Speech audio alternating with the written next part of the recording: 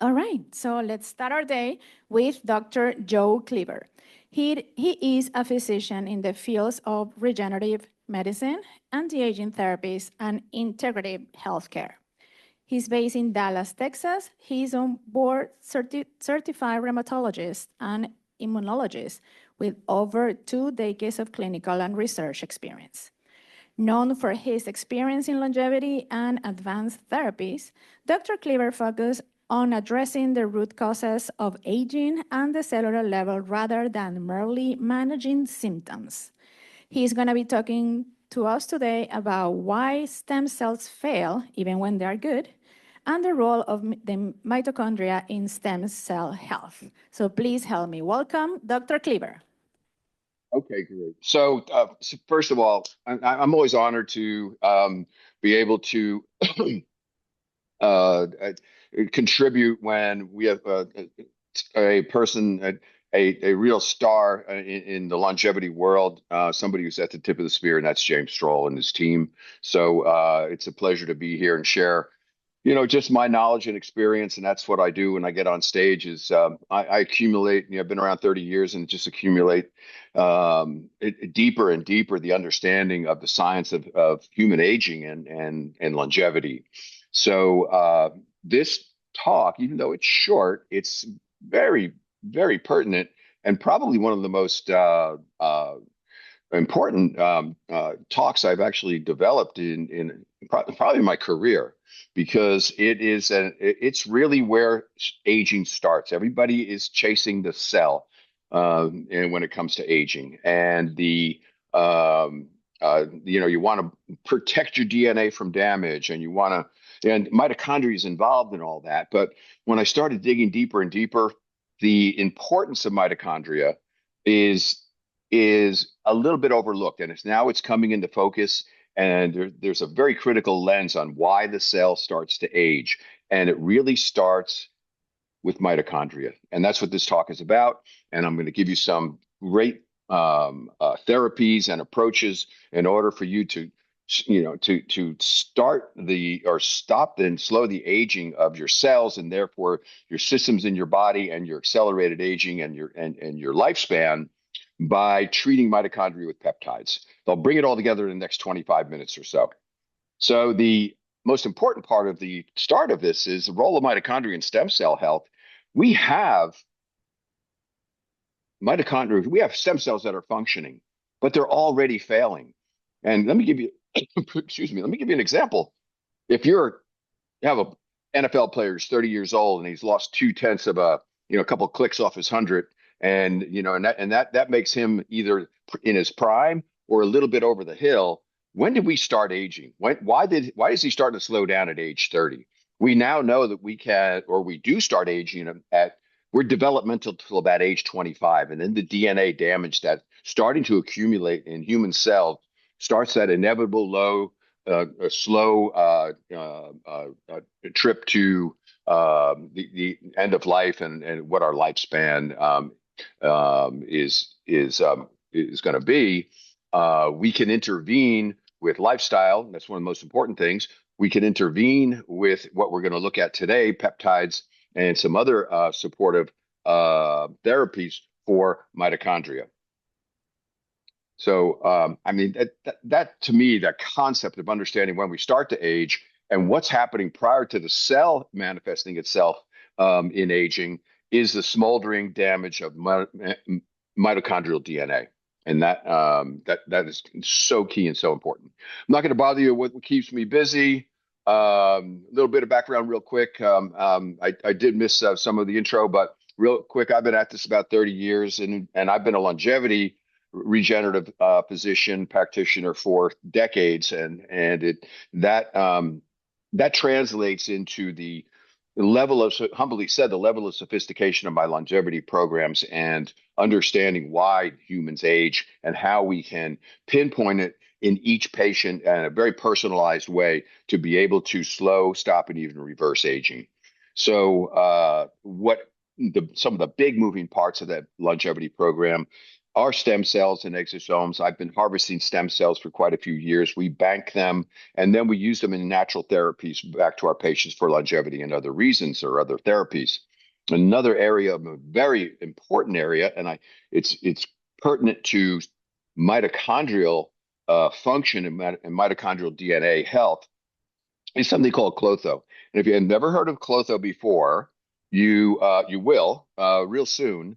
It is probably the most important protein produced by the human body that's involved in every pathway of aging or slowing the aging process or reducing the risk of getting diseases later in life. Extremely important. I've been measuring Klotho about going on almost 4 years in my practice now, and I'm going to, if we have time, I'm going to show you one particular case that where we can increase Klotho and have a huge impact on longevity in our patients.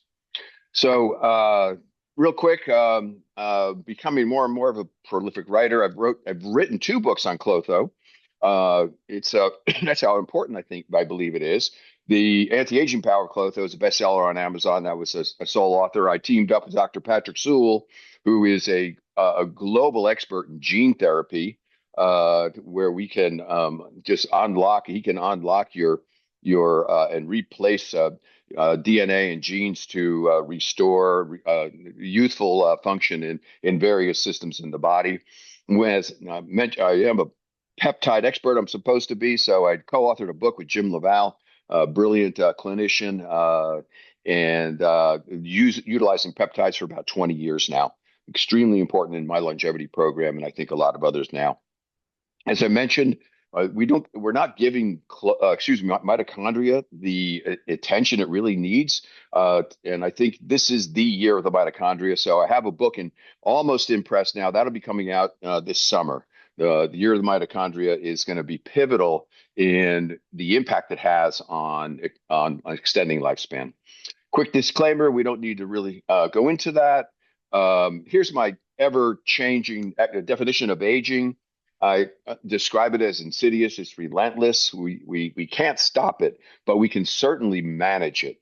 And what is the latest that I've added to this definition is mitochondrial damage, and where mitochondrial dysfunction happens first in the cell, and that is followed by the nuclear DNA damage that starts that inevitable process of cell senescence, creating inflammation, and then we get shortened telomeres, and it heads down that path of irreversible senescence where we can't bring these cells back. We call them zombie cells, and now we have a whole science of senolytics. How do we manage these buildup of senescent cells?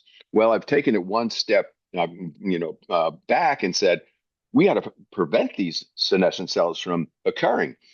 Well, one of the darlings of therapies in longevity medicine is rapamycin. We want to suppress mTOR to slow the transition or the development of senescent cells.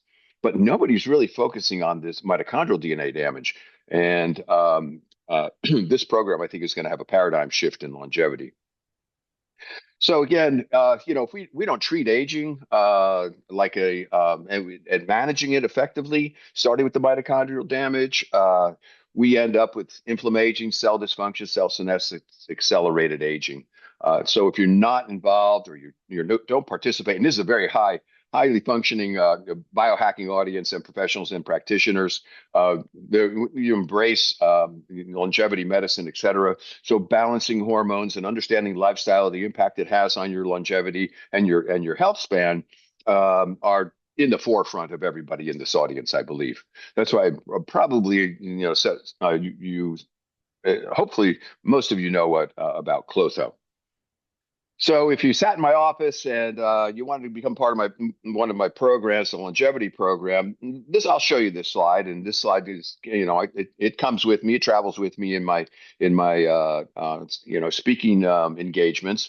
But it starts out with things we can change. And we started out at the right hand of this slide, and we move over to the left, and we have to understand, identify, and treat everything from how many EMFs are flowing through your home where you live. How often do you fly? How much radiation are you exposed to?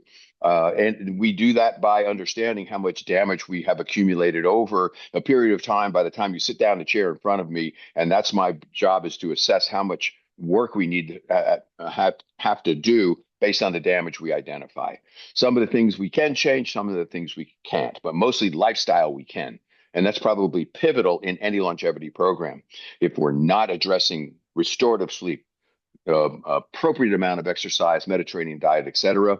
It's swimming upstream with these. After we identify the middle list, if you will, of what is happening in the human body and how we can treat it and reverse it to prevent the diseases later, and furthest to the left, the diseases that we start developing later in life. Now, this was a slide from Dr. Kavinson, who developed and invented the bioregulators in Russia and in Kiev. And he said, if we can recoup the biological reserve, and I'm a very practical conservative physician in kind of a Wild West kind of medicine, if you will. There's a lot of conventional physicians, practitioners don't believe what we do and how we can improve health span and lifespan. But if you're in your 70s, and I am, if I can say, if I can afford myself another 35, 40 years of good years to live, I'll take it. I don't believe a lot of the pundits that say, oh, somebody's walking around now, it's going to live to 1,000. I think we could live to 300. Yeah, sign, if we dig down, we could probably make that case, but I don't think anybody's going to do that anytime soon. We certainly have humans that have lived to 118, and we have centenarians. So it's been proven, it's been shown the right lifestyle, most importantly, can get you to that age of a centenarian. So if we look a little bit closer about all the big moving parts of the longevity program, mitochondrial DNA has come to really light, as I mentioned, more recently. And in addition to all the other things that I look at to personalize my programs for my patients. If I really want to, get granular and take a really critical lens of how I'm addressing my patients, this is an expanded version of my brain when you're sitting in front of me after we've done your complete workup, and the mitochondria are highlighted, importance are highlighted in blue on this slide. And what we're going to see is 3 specific peptides that can restore mitochondrial function and really reverse the aging of the mitochondria in stem cells in each organ in the body, which is extremely important. Then I go through the rest of my list, which is ever changing. I'm always adding to it.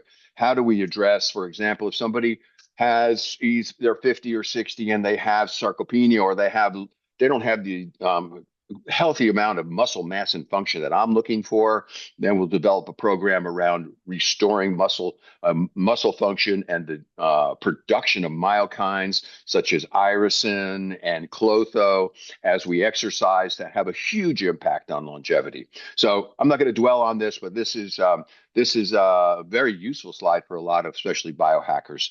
But what we're emphasizing right now is mitochondrial DNA damage and mitochondria, and how we treat that.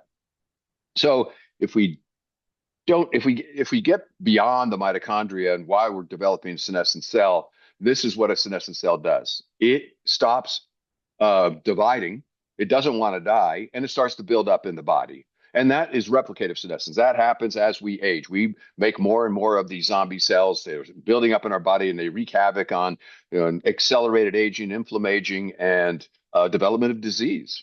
And this is a really nice graph showing that those pathological roles of senescence are, and we'll focus on that. We develop chronic inflammation, progression of disease, cancers. Every marker of an organ aging is fibrosis, lung fibrosis, kidney fibrosis, fibrosis of the heart, and that's where where this is initiated or started through cell senescence.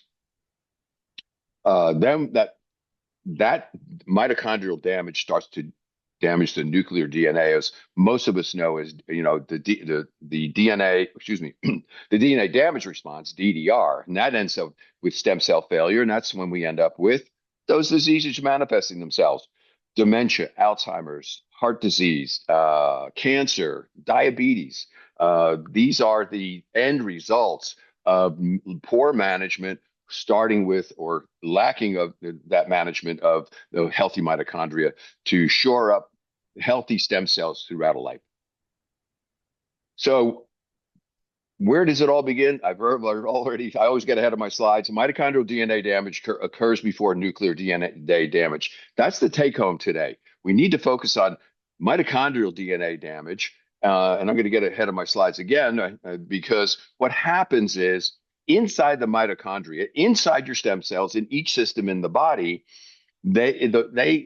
each stem cell requires a certain amount of mitochondria.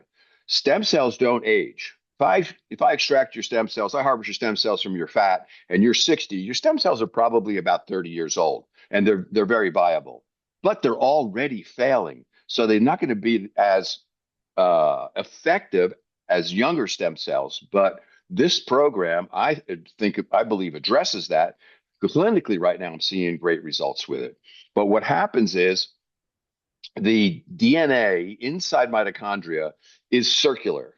And the difference between the nuclear DNA, which everybody knows what it looks like, is that there's no repair systems, nor is there any defense of that DNA in the mitochondria to the most toxic environment in the whole cell. And that is where the mitochondria is tasked with making ATP. We need ATP to just survive, eat, breathe, and be able to function. We can't live without it. In a matter of 2 seconds, ATP, we lose our ATP, we cannot survive. We don't subsist. So it's extremely important. But the downside of that production of ATP is ROS, that oxidative stress inside the mitochondria, right next to your mitochondrial DNA, is damaging it 24/7. And over time, that DNA starts to break apart. It creates something called DAMPs, floats out into the cell, floats to the nuclear DNA and starts to damage it. And it perpetuates itself. It feeds on itself, as you see in this slide, where the oxidative stress damages DNA, mitochondrial DNA, creates more oxidative stress. Those are called DAMPs, as I mentioned. That damages the nuclear DNA, and then we end up with stem cell failure. This is just summarizing that, but most important to take home on the bottom of this slide is stem cells look viable while already being functionally aged due to mitochondrial defects. So we have damaged stem cells that are not functioning to optimally, but we don't have senescence yet, and that is the mitochondrial DNA causing that. And I've already mentioned this. What's the difference about mtDNA? It has no repair, very few repair systems as opposed to the nuclear DNA. So we have to jump in, and I was maybe, a little divine intervention. I'm going to tell you one of the easiest and cheapest ways to protect your mitochondrial DNA before we end up with this, before we end this talk today. And I'm going to take a look because Mariana, I believe, is going to keep sending me texts on the time, and because I might get a little lost here in terms of how long I've been speaking. No worries, you will.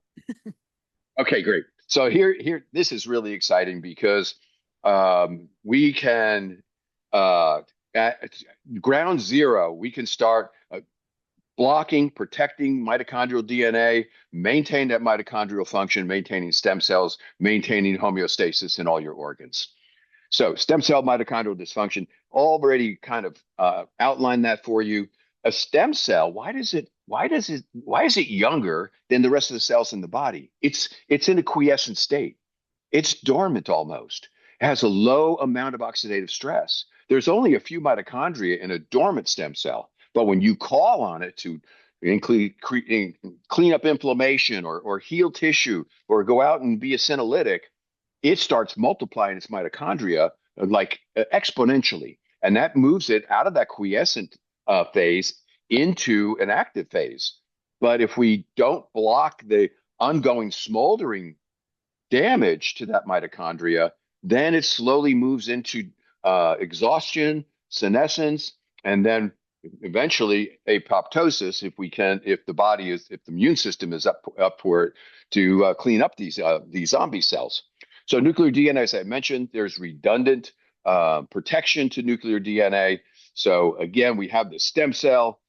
It starts to age slowly, the DNA, but the mitochondrial DNA has already been it's damaged appreciably, causing the stem cell to not be able to function optimally. So which matters more? It's a matter of time. If you understand this concept, when do we start treating aging? If you're by the time you're 25 to 30 and you're starting to lose your little bit of your edge as a pro, we've already had some damage. So we can make obviously a case for uh, good healthy living and the right choices every day in lifestyle, but the protection of mitochondrial DNA should come at a very early age. I'm seeing it's making more and more sense to me. So what do we do? Where do we start with all this? We want to start with cleaning up or protecting and restoring mitochondrial DNA, mitochondrial function. So the big parts of that system in my program is maximize those stem cells, and that's what we're going to go into, and minimize senescent cells. They kind of go hand in hand. If I can keep stem cells healthy, they're not going to transition into senescent cells and then cause that inevitable accelerated aging.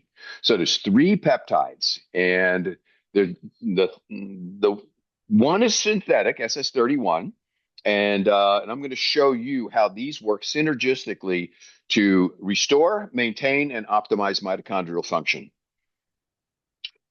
We kind of sprinkle on some of these peptides, a lot of the practitioners. I'm guilty of it over the years. I said, yeah, well, let's start with SS31 and then MOD-SC and then humanin. This may be a whole alphabet soup to you guys, but these are the 3. There are about 8 mitochondrial peptides. These are the 3 that are available to us to restore mitochondrial function. And then let's take a look at how they work synergistically and independently. Certainly, the first 2, or the second 2, MOD-SC and SS31, are naturally occurring. They're produced by the mitochondria, and SS31, which is now actually an FDA-approved drug for cardiomyopathy and heart failure, is the third one. And it's extremely important to start with that one. Now, let me show you why.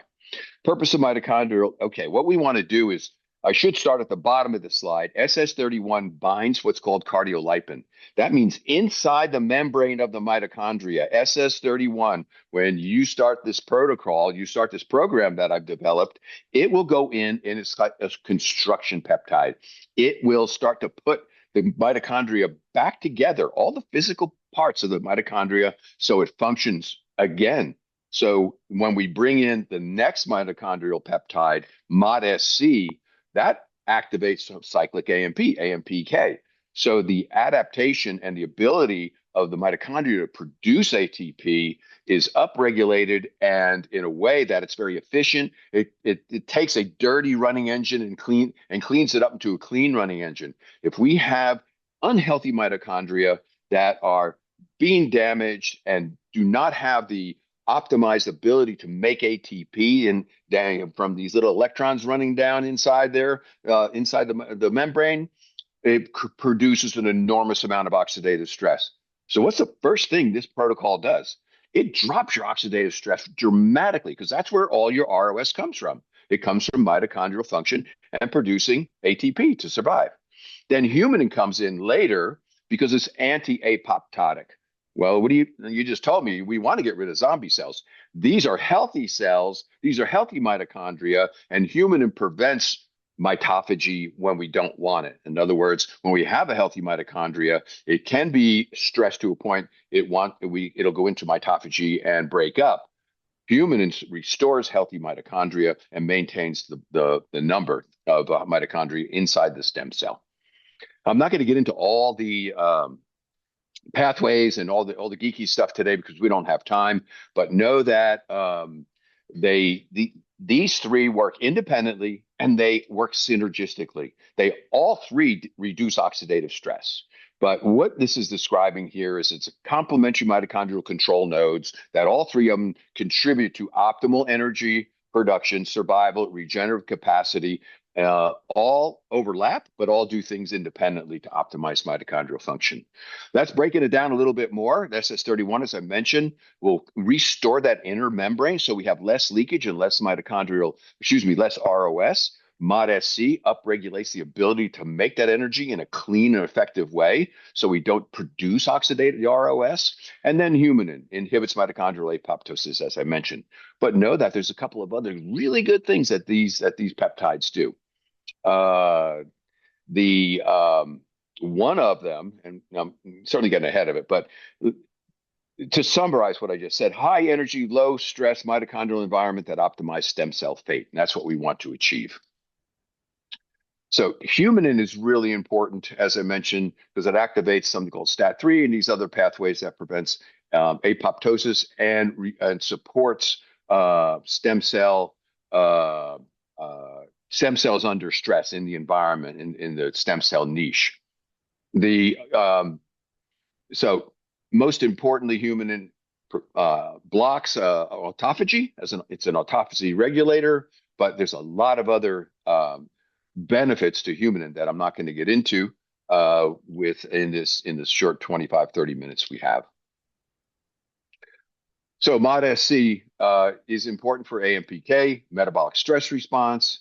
Little redundant, but I'm trying to bring this home. These three important peptides are how they affect the mitochondria and mitochondrial health. Another thing that MOD-SC does, it cleans up the microenvironment that in which these stem cells reside.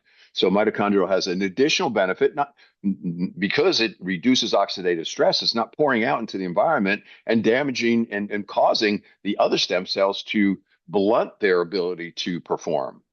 So really important that restoring mitochondrial function, the end result is that the oxidative stress is really cleaned up with MOD-SC. This is a great take home on the bottom of this slide here. It acts as a master mitochondrial stress peptide, linking energy metabolism to stem cell maintenance and tissue repair, making it one of the most promising mitochondrial peptides for longevity and regenerative medicine. It's a great summary. Here's all the major pathways of how these peptides work. And again, I'm not going to get into all these. You can read on this and research and deep dive all you want on it, but you can see how all the beneficial mechanism that MOD-SC has. SS31, the same thing. Now, this is really cool. Maybe you guys don't know this, but if you got a stem cell infusion recently, what are you doing? Why are we getting those stem cells?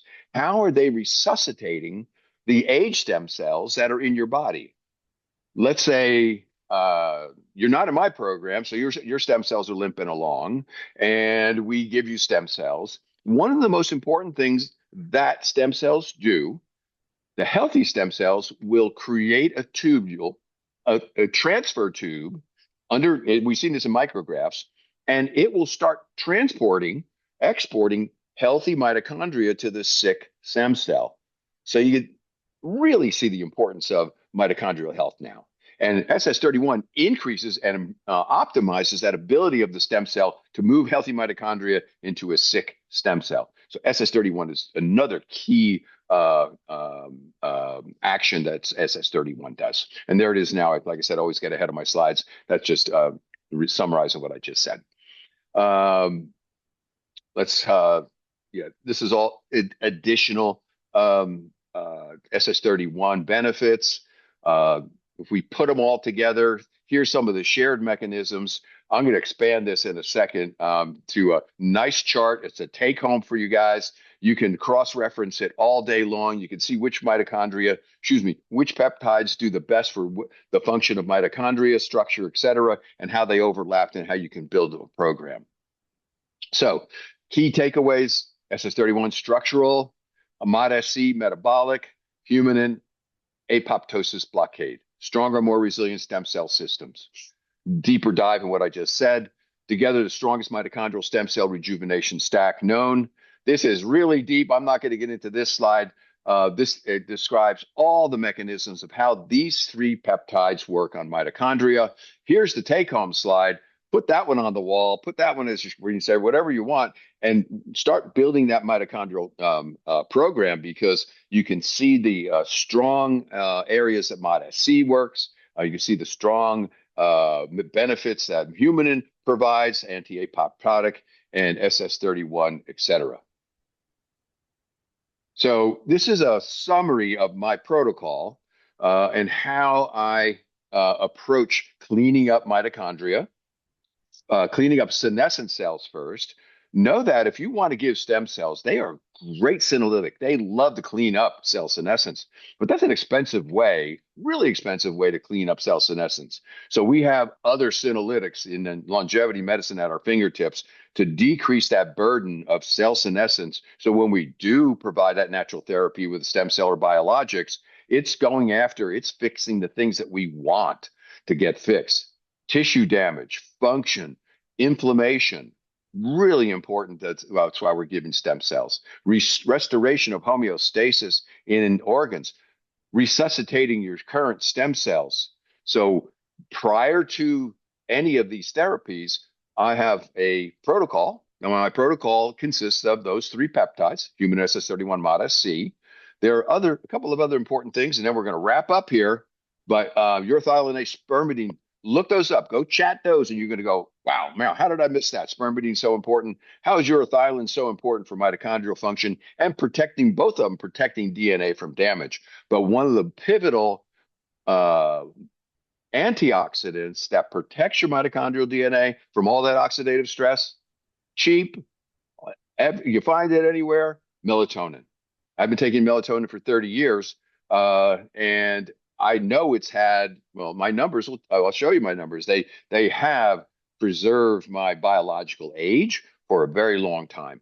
And I hate getting these pundits that, to get on. It's like, hey, I did my biological age. I'm 25. Great. That's wonderful. So I'm not going to get into that. But the point is I want to the take home is melatonin is extremely important for protecting mitochondrial DNA. It is the firewall. Know that mitochondria, when they crawled into mammals millions of years ago, they were microbes. They thought they would live a better life if they were inside, living symbiotically with a mammal.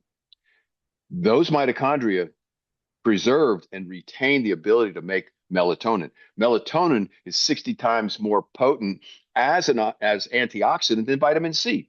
And guess what? Vitamin C really does not get into mitochondria.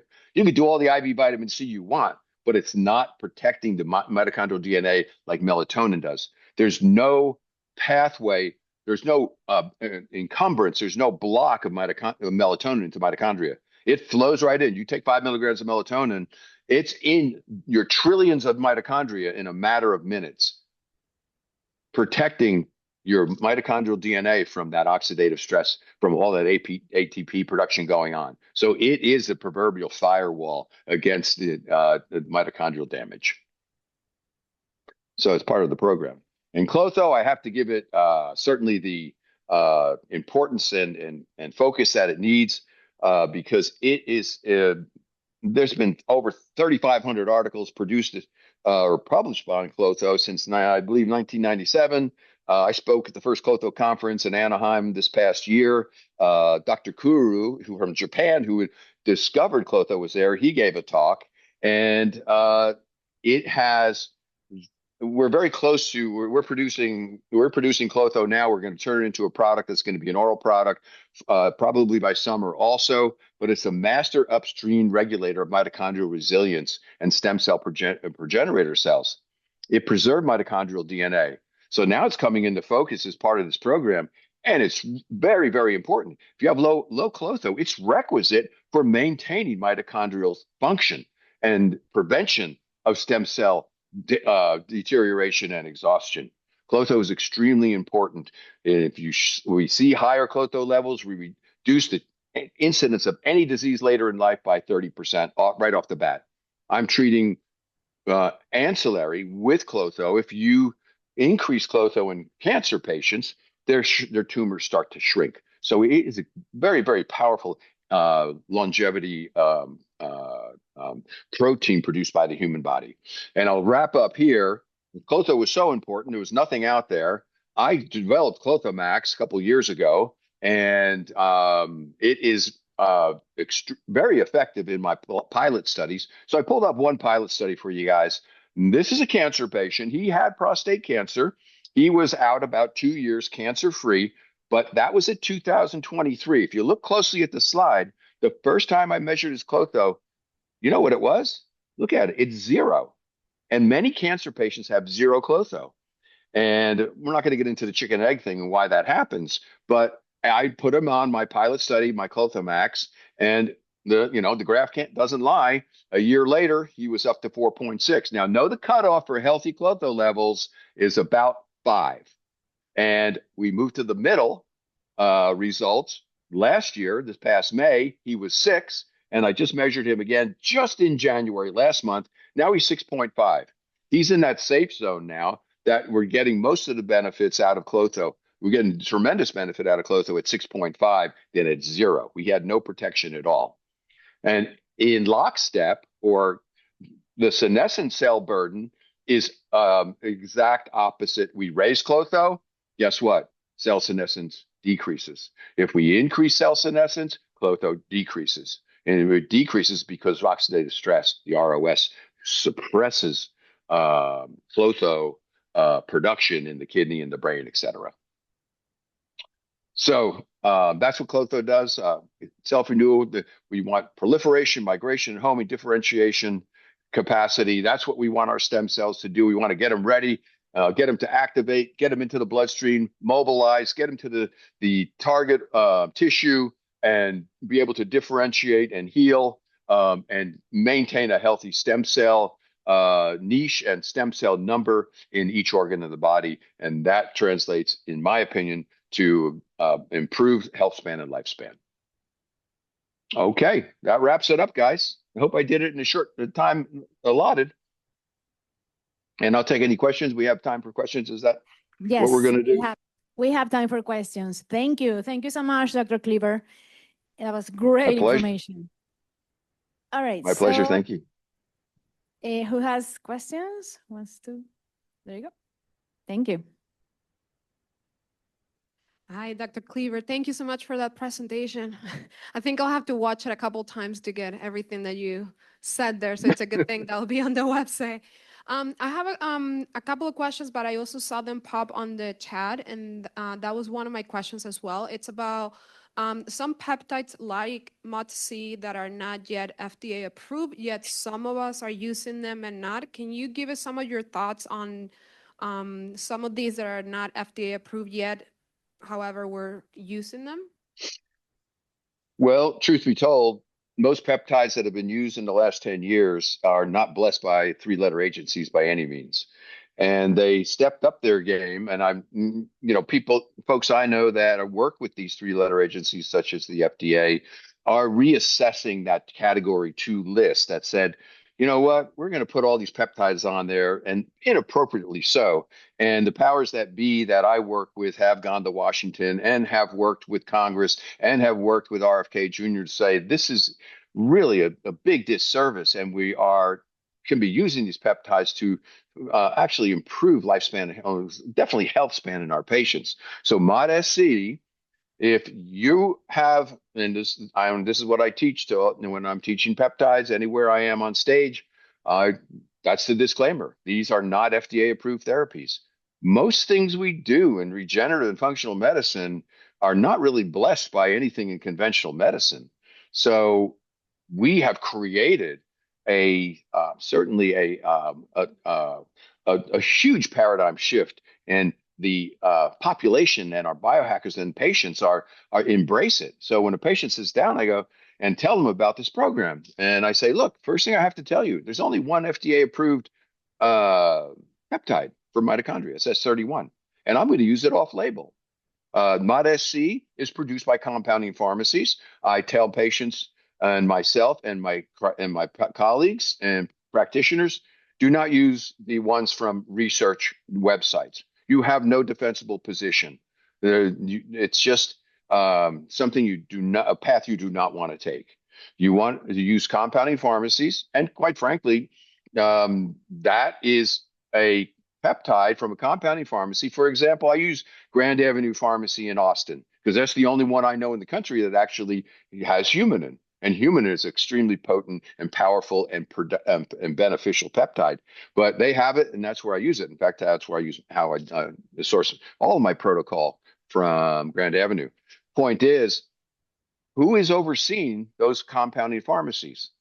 They're sterile rooms where they're making those peptides. It's the FDA. Those are FDA controlled and inspected facilities. So we're talking about both sides of our mouth. It's like, well, we don't really want you to use these, but we're going to go visit this compounding pharmacy, make sure the ones we don't want you to use, they're making them up to our standards. So to me, it all ends up in good judgment with your patients and a very, very solid consent, very clearly stating all the things I just mentioned. I don't use research peptides. I use compounded pharmacy peptides that are not standard of care by the FDA, but they are inspected by the FDA where these peptides are made. And quite frankly, most of my patients will say, Doc, I don't care. I believe what you're doing, what you tell me. That's why I'm paying you. That's why you're my doctor. So you go out and do all that work and say, you know what? This is a peptide. I'm going to tell you the lay of the land and where the regulations fall. If you want to use it, then we'll move forward. I don't use peptides on any patient that is new to my practice. All my patients, most of my have been with me for decades, and that's the relationship I have with them. So as long as you have a patient-physician relationship that they understand, and they understand the potential benefits and minimal downside risks, then we move forward. So the change in the wins from, let's say, the three-letter agencies are moving these category 2 peptides off that no-go list, and they're becoming more and more available. Hope that helped. Thanks, Dr. Cleaver. I love the fact that you identify this problem for longevity and provide a solution. That's like those are the best kind. But I wanted to ask you about the unhealthy apoptosis. So there's apoptosis we don't want. Can you clarify that? Yes, absolutely. There is a point of no return that I'm talking about mitophagy now. This is mitochondrial apoptosis, which will lead to cellular apoptosis over time. But it's a little bit different than cellular apoptosis, where we can have viable peptides that are still functioning and can be preserved in a very beneficial way that humanin manages that apoptosis of mitophagy. In other words, it will target a mitochondria that is not salvageable and clean that out. But it creates a more defined dividing line between healthy mitochondria and unhealthy mitochondria. So it's better management of the mitochondria. That gives me, in my opinion, more time or a leverage to be able to use these mitochondria and the other supporting nutraceuticals that are on my slide in the protocol to resurrect or resuscitate and restore the function of mitochondria to a point that it is contributing and not producing a lot of ROS. And that's the best way I know how to describe what humanin does. It really does manage mitophagy, and that's why I use it. Wow, does that help? Amazing. Yeah, thank you. That's amazing. Sure. Yeah, we have one more question, Dimitri, there. Well, actually two. Thank you. Yeah, hi, Joe. Question, I want to double check something that I think you said. You said that premature aging pretty much begins or stems with the lack of function of mitochondrial health, as well as buildup of senescent cells, that essentially those two are the cause of pretty much anything aging or premature aging, or you named a number of diseases. Is that correct? Yeah, excellent. And the way that it falls into place in a timeline, it is a two-phase process, if you will. We have mitochondrial dysfunction, but it's not manifest clinically yet. It will start to, at some point in time, manifest in some system of the body where the stem cells have been smoldering subpar functioning for a long time. So the point of the take-home message is the mitochondrial DNA is being damaged early on, but we don't see it. We can harvest those stem cells, put them in a bank, expand them. They might expand a little slower. Sometimes I get a call from the bank, say, "Hey, we have this patient. It's taking a little bit longer to get the cells that you prescribed or you asked for." To me, that is a aging stem cell that has knowingly now is the subpar, subfunctioning mitochondria that when you activate them, those mitochondria are not healthy and they have already impaired the function of the cell. When that gets to a certain critical point, it's a point of no return that mitochondrial damage has damaged the nuclear DNA, and that creates the senescent cell. When we have that process, phase two, now we have a senescent cell. The mitochondria really don't matter anymore because that cell is damaged beyond recovery. We can't use a xenomorph or anything to bring it back because the DNA of that cell is damaged, and that's that inevitable path to cell senescence, and then really a subsequent what's called a SASP cell, the secretory cell that changes its whole phenotype.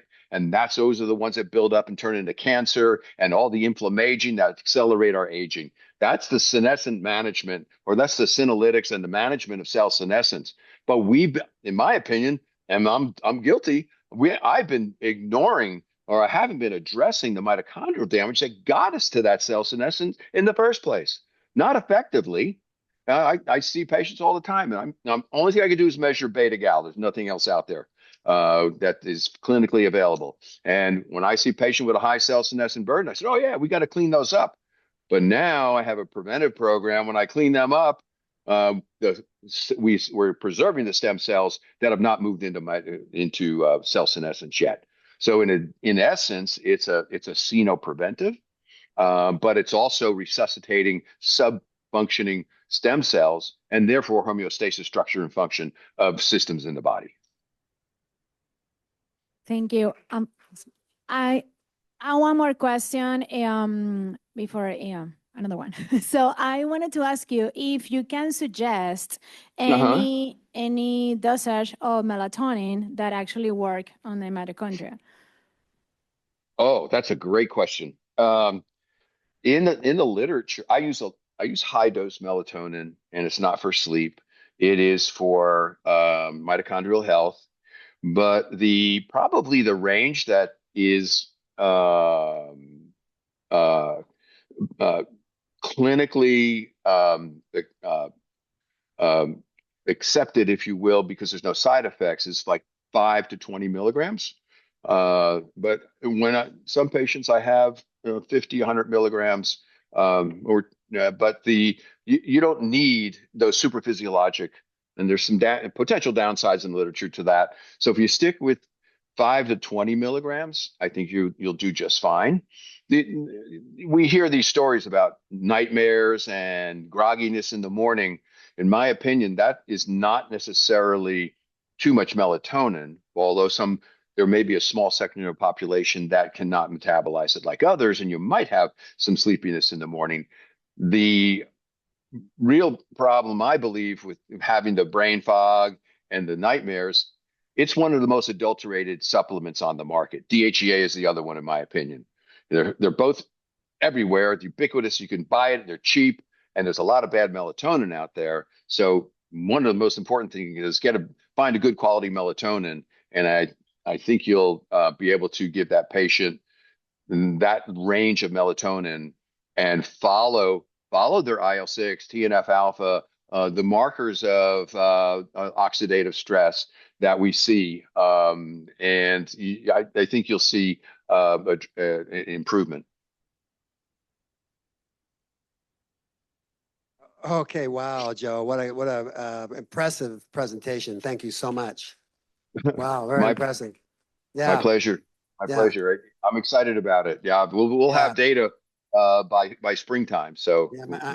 Great. I'm excited for you to be at RadFest and give this presentation. We'll talk about it. And so, yeah, really, thank really you. impressive. And I love your energy. You got this. I don't know. You got this youthful energy. I don't know if I heard you wrong that you said you're in your 70s or whatever. Yeah. Okay, but wow, you have very youthful energy. It's it's very exciting to see. I can relate to that, and thank you so much. My pleasure. It was a pleasure Yeah, to be here, and thank you for yeah. inviting me. And Thank you all. one other quick thing with you on the Klotho product you have. Do you Mhm. recommend that's something that everybody should take or on a normal basis, or should they do a test first, the Klotho test, to see what the Oh, yeah. levels are? What do you recommend on that? And also, I'd like to talk to you about how we can get that product with you. Absolutely. Yeah, that one slide did. I do have a landing page for it. We'll have a store Okay. real soon. But the point is, there is one lab in the whole country that measures Klotho levels, and that is Ginfinity Labs with a J. Infinity. Okay. Yeah. Yeah, Okay. Dr. Yes. Shi, I talked to him 4 years ago. I said, you got to start measuring Klotho. So he did. All right. And now we have a pretty big database. And Fantastic. I would say most of the time you could just take the Klotho Max, but prove to yourself, get a baseline level, get a Ginfinity panel, take a look at the Klotho level. And then I increase my Klotho patients or levels in my patients 10% per month over a 12-month period on average. Yeah. Beautiful. That one with that cancer patient, he responded. I mean, if you calculate it percentage wise, that's 2,800% increase. But he started Wow. out at 0.1, actually. It wasn't zero, it was 0.1. He had no Klotho. So we Wow. can restore Klotho levels and then reduce that risk because of it. That's the resultant. All right. Well, thank you again so much. Yeah. My pleasure. Yeah. Thank you Take all. good care. Thank you. Thanks now. Bye.